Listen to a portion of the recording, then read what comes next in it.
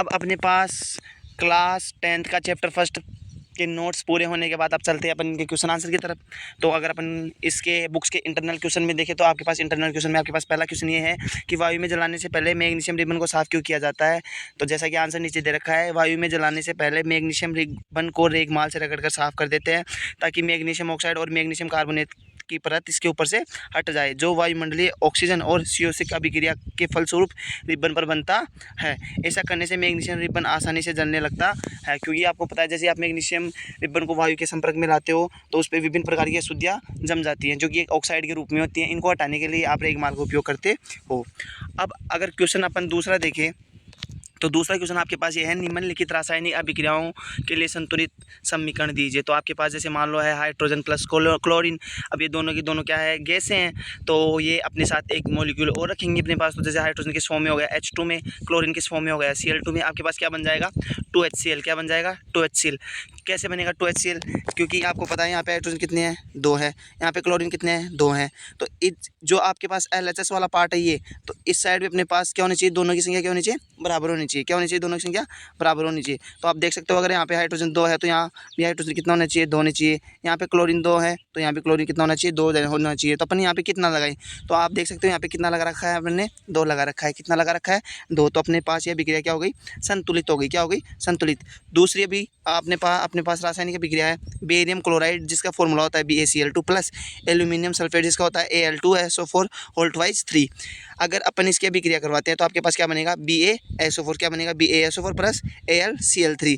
अब अगर इसको अपन संतुलित करें तो आप देख सकते हो, यानी कि इसके अंदर आप पहले ये देखो कि ऑक्सीजन कितने हैं अपने पास RHS वाले पार्ट में। तो अपने पास ऑक्सीजन कितने हो गए 4, तो ये रहे 4 4 3 12। कितने ऑक्सीजन इस साइड में 12, तो इस साइड में कितने होनी चाहिए 12 ही होनी चाहिए। तो अपन इस साइड अगर ऑक्सीजन की काउंटिंग करें तो 4 3 12। ठीक है, यहाँ पे ऑक्सीजन क्या है पूरे क्लियर है अपने पास। क्लोरीन कितने अपने पास इस साइड में 3, तो इस साइड में कितने होनी चाहिए, सॉरी 3 नहीं, यहाँ पे क्लोरीन 6 है। 3 दूनी 6, कितने हो गए 3 दूनी 6। तो इस साइड में क्लोरीन कितने होनी चाहिए, कितने होने चाहिए 6। तो यहाँ पे अपन क्या लगा देंगे 3 लगा देंगे। ठीक है, तो 3 दूनी 6 क्लोरीन हो गए अपने पास। बेरियम कितना है अपने पास, इधर 3 है तो इस साइड में कितना है 3 है। ऐसे करके अपने पास ये दूसरी अभिक्रिया संतुलित होगी। तीसरी अभिक्रिया है अपने पास, जब सोडियम की अभिक्रिया किससे करवाएंगे, जल से। अपने पास क्या बनेगा सोडियम हाइड्रोक्साइड प्लस जल। अगर अपन इसकी रिएक्शन देखें तो आपके पास ये क्या होगा 2Na के, क्या है आपके पास सोडियम प्लस 2H2 क्या आपके पास जल है। आपके पास क्या बन जाएगा NaOH प्लस H2 गैस आपके पास क्या हो गई रासायनिक अभिक्रिया।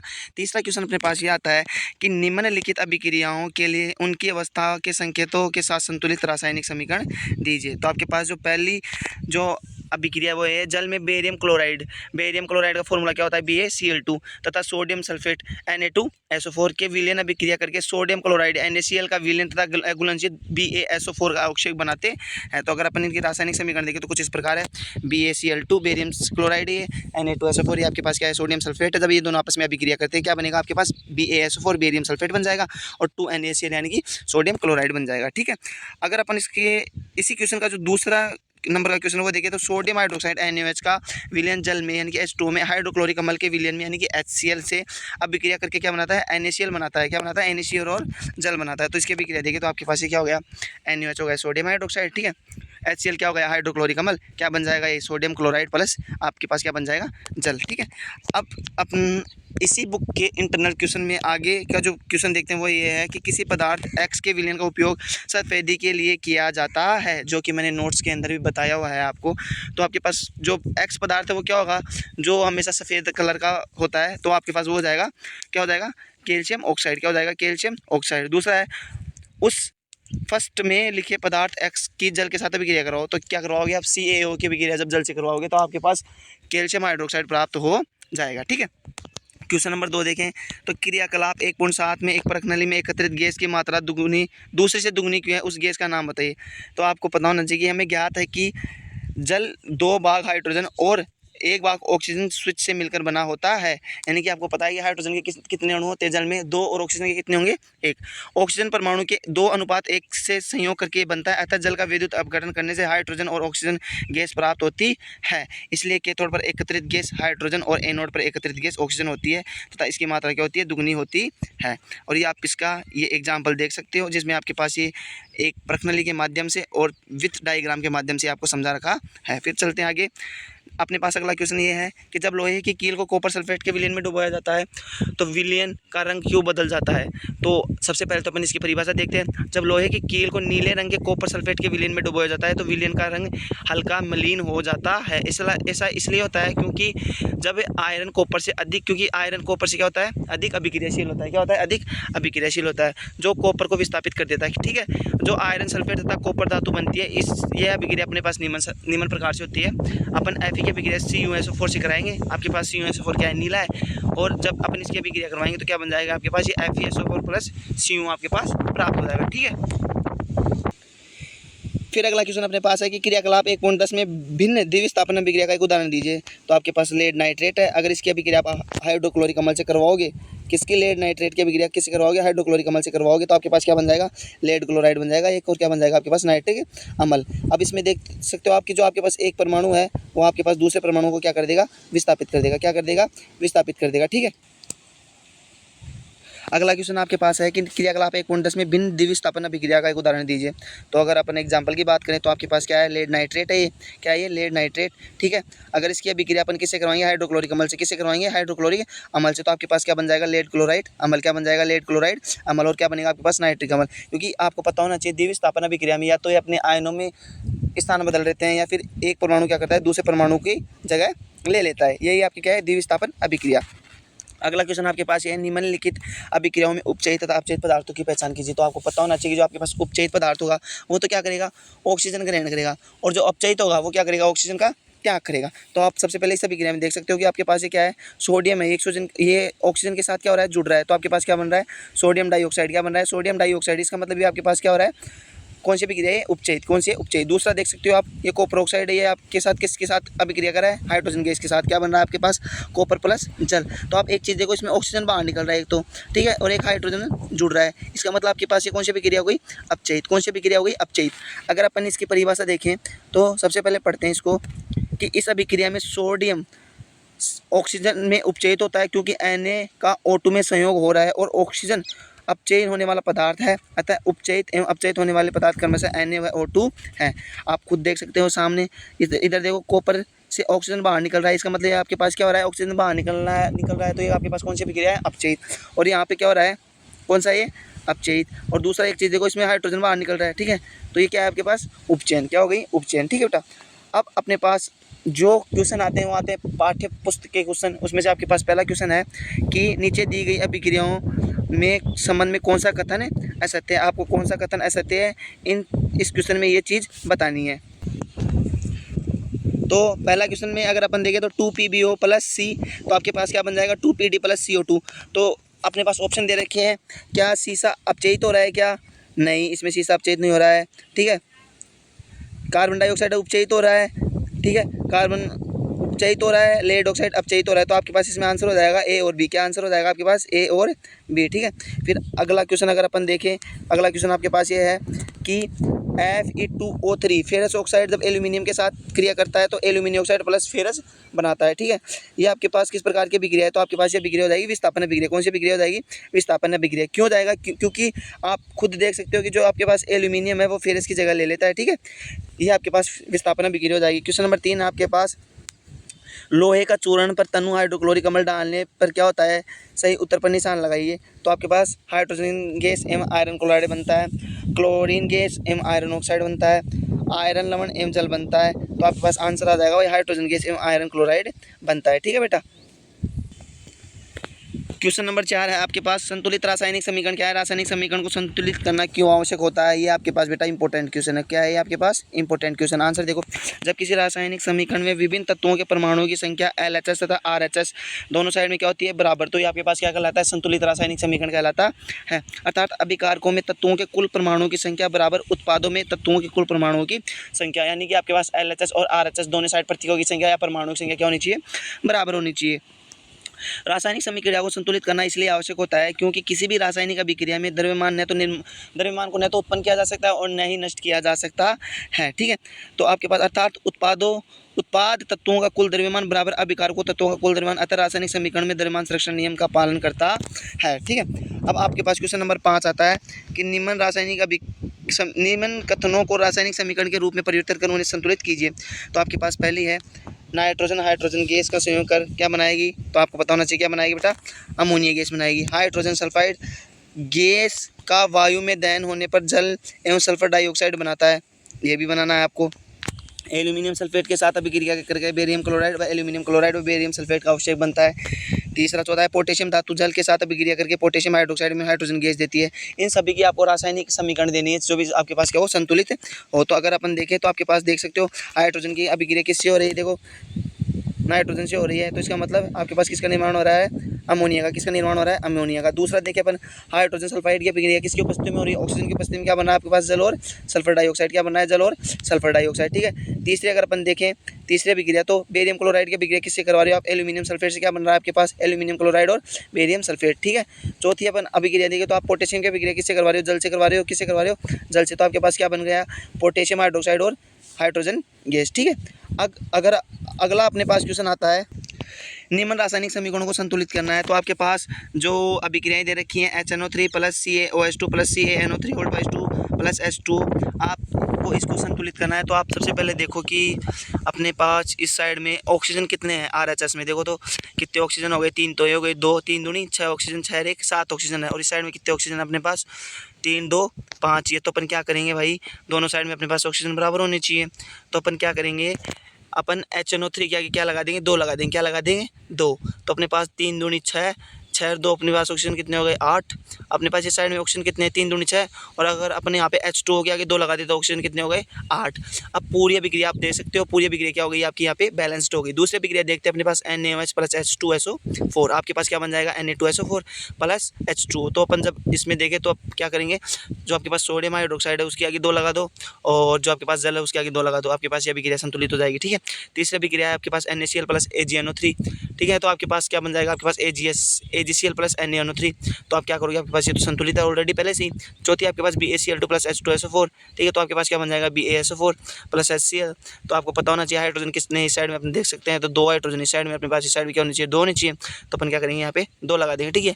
क्लोरीन साइड में कितने हैं, 2 हैं, 2। हाँ, अपने पास ये अभिक्रिया भी क्या हो गई, संतुलित हो चुकी है। क्वेश्चन नंबर 7 अगर अपन देखते हैं, क्वेश्चन नंबर 7 अपने पास निम्न अभिक्रियाओं के लिए संतुलित रासायनिक समीकरण दीजिए। इसमें आपके पास पहला है कैल्शियम हाइड्रोक्साइड जिसका फॉर्मूला होता है CaOH2, इसकी अभिक्रिया किससे करवाएंगे, कार्बन डाइऑक्साइड से। आपके क्या पास क्या बन जाएगा, CaCO3 प्लस H2, ठीक है। दूसरी अभिक्रिया आपके पास zinc Zn plus silver nitrate 2AgNO3, इसकी अभिक्रिया किससे कराओगे, जिंक नाइट्रेट से ZnNO3 होल ट्वाइस 2। आपके पास क्या बन जाएगा, जिंक नाइट्रेट प्लस 2Ag जिसको अपन सिल्वर बोलते हैं। तीसरी अभिक्रिया आपके पास एल्यूमिनियम प्लस कॉपर क्लोराइड, ठीक है, कॉपर क्लोराइड। आपके पास क्या बन जाएगा, 2Al प्लस 3CuCl2, क्या बन जाएगा आपके पास, aluminium chloride 2AlCl3 plus Cu। चौथा आपके पास है बेरियम क्लोराइड, क्या है, बेरियम क्लोराइड। साथ में क्या है, पोटेशियम सल्फेट, तो BaCl2 प्लस K2SO4 क्या बन जाएगा आपके पास, BaSO4 प्लस 2KCl।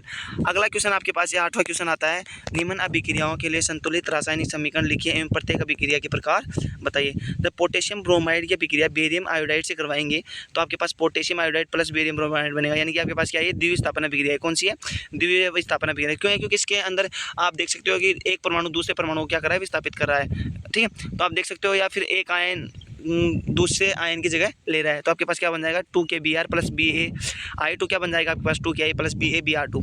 दूसरा आपके पास है जिंक कार्बोनेट यानी कि ZnCl3, क्या बन जाएगा आपके पास, zinc oxide ZnO plus CO2। आप देख सकते हो इसमें टूट रहे हैं यौगिक, तो आपके पास क्या कौन सी अभिक्रिया होगी, वियोजन अभिक्रिया। तीसरी है आपके पास हाइड्रोजन प्लस क्लोरीन, क्या बन जाएगा, हाइड्रोजन क्लोराइड यानी कि जुड़ रहा है, तो आपके पास कौन सी अभिक्रिया होगी, संयोजन अभिक्रिया। चौथा आपके पास मैग्नीशियम प्लस हाइड्रोक्लोरिक अम्ल, क्या बन जाएगा, मैग्नीशियम क्लोराइड प्लस हाइड्रोजन। आपके पास ये क्या है, विस्थापन अभिक्रिया, ठीक है। अगला क्वेश्चन आपके पास है 9वां, ऊष्माक्षेपी एवं ऊष्माशोषी अभिक्रिया का क्या अर्थ होता है, उदाहरण दीजिए। ऊष्माक्षेपी अभिक्रिया का मतलब ये होता है कि आपके पास कोई अभिक्रिया हो रही है और उसमें ऊर्जा उत्सर्जित हो रही है, ठीक है। तो आपके पास वो कौन सी अभिक्रिया होगी, ऊष्माक्षेपी। ऊष्माशोषी अभिक्रिया कौन सी हो गई, जिसमें आपको उस अभिक्रिया को करवाने के लिए ऊर्जा देनी पड़े, वो क्या हो गई, ऊष्माशोषी अभिक्रिया, ऊष्मा का शोषण करने वाली। तो ऊष्माक्षेपी अभिक्रिया का अगर अपन उदाहरण देंगे तो अपन कार्बन प्लस ऑक्सीजन की अभिक्रिया करवाएंगे तो आपके पास क्या बनेगा, कार्बन डाइऑक्साइड, ठीक है। अब इसके साथ क्या बाहर निकल रही है, खुद देख सकते हो, ये ऊर्जा निकल रही है, ठीक है। ये क्या बाहर निकल रही है, ऊर्जा। दूसरा देखते हैं अपन CaCO3 प्लस, आपने इसको क्या दी, ऊष्मा दी, क्या दी, ऊष्मा। तो आपके पास क्या बन जाएगा, आपके पास बुझा हुआ चूना प्लस कार्बन डाइऑक्साइड, ठीक है। क्योंकि आपने इसको क्या दिया, ऊष्मा। अब अपने पास अगला क्वेश्चन आता है 10वां, श्वसन को ऊष्माक्षेपीय विक्रिया क्यों कहते हैं। वेरी वेरी इंपॉर्टेंट है भाई, ये क्वेश्चन पूछा जा सकता है आपसे। तो इसका आंसर देखते हैं। श्वसन को ऊष्माक्षेपीय विक्रिया दो रीजन्स के कारण या दो कारणों के कारण कहा जाता है। क्योंकि पहला है ग्लूकोज हमारी कोशिकाओं में उपस्थित ऑक्सीजन से संयोग कर CO2 और जल बनाता है, बिल्कुल सही बात है। दूसरा है इस अभिक्रिया में ऊष्मा ऊर्जा निर्मुक्त होती है और यह विक्रिया निम्न प्रकार से होती है। आपके पास ग्लूकोज जब क्योंकि आप जैसे ही भोजन खाते हो तो भोजन किस में टूटता है, कार्बोहाइड्रेट में। कार्बोहाइड्रेट किस में टूटेगा, ग्लूकोज में। जैसे ग्लूकोज किस में, ऑक्सीजन, क्योंकि अपन श्वसन ग्रहण करते हैं तो ऑक्सीजन ग्रहण करते हैं तो ऑक्सीजन से क्रिया करेगा तो आपके पास क्या बनेगा, कार्बन डाइऑक्साइड बनेगा और जल। साथ में आपके साथ क्या उत्सर्जित होगी, ऊर्जा, जिससे आपकी पूरे शरीर को एनर्जी मिलेगी। ठीक है, आपके पास अगला क्वेश्चन है, वियोजन अभिक्रियाओं को संयोजन अभिक्रिया के विपरीत क्यों कहा जाता है। इन अभिक्रियाओं के लिए समीकरण दीजिए। सीधी सी बात है, क्योंकि संयोजन अभिक्रियाओं में आपके पास दो यौगिक जुड़कर एक उत्पाद का निर्माण करते हैं और वियोजन अभिक्रिया में एक यौगिक टूटकर आपके पास नए दो उत्पादों का निर्माण करते हैं। तो आप इसकी अगर परिभाषा देखें तो आपके पास वियोजन अभिक्रिया में कोई अभिकारक दो या दो से अधिक उत्पादों में विघटित होता है। ठीक है, उदाहरण के लिए 2FeSO4, अगर आपने इसको ऊष्मा दी तो आपके पास क्या बन जाएगा, फेरक ऑक्साइड। ठीक है, plus sulphur dioxide plus sulphur trioxide. दूसरा है संयोजन अभिक्रिया में दो या दो से अधिक पदार्थ आपस में संयुक्त होकर नए यौगिक का निर्माण करते हैं। जैसे मान लो H2 प्लस O2 क्या बन जाएगा आपके पास, 2H2O। ठीक है, अगला क्वेश्चन आपके पास है, उन वियोजन अभिक्रियाओं के एक एक समीकरण लिखिए जिनमें ऊष्मा, प्रकाश एवं विद्युत के रूप में ऊर्जा प्रदान होती है। बिल्कुल वियोजन अभिक्रिया है आपकी, क्योंकि उसमें आपके पास नोट्सों में पढ़ लेना पिछली क्लास में कि आपने देखा होगा वियोजन अभिक्रिया में आपके पास प्रकाश विद्युत अपघटन अभिक्रिया थी, तापीय विद्युत अपघटन, तापीय अभिक्रिया थी और प्रकाशीय अभिक्रिया थी। तो अगर आप ऊष्मा देखते हो तो लेड नाइट्रेट को अगर आप उस ताप देते हो, क्या देते हो, ताप देते हो, आपके पास क्या बनेगा, lead oxide plus nitrogen dioxide और क्या बनेगा, ऑक्सीजन। दूसरा अगर प्रकाश के प्रभाव में देखते हो तो AgBr है तो आपके पास क्या हो जाएगा, Ag प्लस Br2। तीसरा आपके पास विद्युत तो आपके पास 2H2 है तो क्या बन जाएगा आपके पास H2 प्लस O2। 13वां क्वेश्चन है, विस्थापन एवं द्विविस्थापन अभिक्रियाओं में क्या अंतर, इन अभिक्रियाओं को उदाहरण सहित समझाइए। तो विस्थापन अभिक्रिया जब अधिक क्रियाशील तत्व कम अभिक्रियाशील तत्वों को उनके यौगिकों में विस्थापित कर देता है, क्या कहलाता है, विस्थापित अभिक्रिया कहलाती है। जैसे मान लो Zn प्लस Cu Cl2 जाएगा, आपके पास क्या बन जाएगा, ZnCl2 प्लस Cu। यहाँ ZnCu से अधिक क्रियाशील है जो Cu Cl से Cu को विस्थापित कर देगा। ठीक है, द्विविस्थापन अभिक्रिया में द्विविस्थापन अभिक्रिया अभिकारकों के बीच आयनों का आदान प्रदान होता है। जैसे AB प्लस CD क्या बन जाएगा आपके पास, AC plus BD। NaOH plus HCl, NaCl plus H2, क्योंकि इसमें आप देख सकते हो किसका स्थानांतरण हो रहा है, आयनन का, क्योंकि Na प्लस और क्या होता है Cl माइनस, क्या होता है Na प्लस Cl माइनस, दोनों क्या कर लेंगे अभिक्रिया और आपके पास क्या बन जाएगा H प्लस क्या बन जाएगा आपके पास NaCl, जो कि आपके पास किसका फॉर्मूला होता है, नमक का सोडियम क्लोराइड का। ठीक है, आपके पास अगला क्वेश्चन आता है, अवक्षेपण अभिक्रिया से आप क्या समझते हो, उदाहरण देकर समझाइए। ये आपके पास वही अभिक्रिया है द्विविस्थापन अभिक्रिया, ऐसी अभिक्रिया जिसमें अविलेय लवण बनता है जो विलयन से पृथक हो जाता है, अवक्षेपण अभिक्रिया कहलाती है। उदाहरण के लिए AgNO3 सिल्वर नाइट्रेट की अभिक्रिया आप किससे कराओगे, सोडियम क्लोराइड से, आपके पास क्या बन जाएगा AgCl प्लस NaNO3। 16वां क्वेश्चन आपके पास, ऑक्सीजन के योग या हाश के आधार पर निम्न पदों की व्याख्या कीजिए। आपको उपचयन और अपचयन बताना है तो आप देख सकते हो CuO प्लस H2 है तो आपके पास H2O में ऑक्सीजन जुड़ रहा है, इसका मतलब क्या है आपके पास उपचयन, और CuO में ऑक्सीजन बाहर निकला है तो आपके पास क्या है, अपचयन। ठीक है, एकदम सिंपल सा क्वेश्चन है। 17वां क्वेश्चन है, एक भूरे रंग का चमकदार तत्व X को वायु की उपस्थिति में गर्म करने पर वह काले रंग का हो जाता है। इस तत्व X एवं उस काले रंग के यौगिक का नाम बताइए। तो आंसर देखो, यह चमकदार तत्व X कॉपर धातु है। जब इसे वायु की उपस्थिति में गर्म किया जाता है तो यह उपचयित होकर काले रंग की कॉपर ऑक्साइड बनाती है। अभिक्रिया इस प्रकार होती है, 2Cu प्लस O2 क्या बन जाएगा आपके पास, कॉपर ऑक्साइड। कॉपर क्या होता है, भूरे रंग का, और बाद में अभिक्रिया होने के बाद में कैसा हो जाता है, काले रंग का। 18वां क्वेश्चन है, लोहे की वस्तुओं पर हम पेंट क्यों करते हैं, ताकि उनको जंग से बचाया जा सके, ताकि वो संक्षारित ना हो। लोहे की वस्तु हवा एवं आर्द्रता के संपर्क में आकर संक्षारित होने लगती है, अतः पेंट करने पर लोहे की सतह हवा या नमी के प्रत्यक्ष संपर्क में नहीं रहती है, जिसके कारण संक्षारण यानी कि उनके ऊपर जंग नहीं लगती है। इस तरह इसीलिए अपन उनके ऊपर क्या करते हैं, पेंट करते हैं। ठीक है, क्या करते हैं, पेंट करते हैं। अगला क्वेश्चन है, तेल एवं वसायुक्त खाद्य पदार्थों को नाइट्रोजन से प्रभावित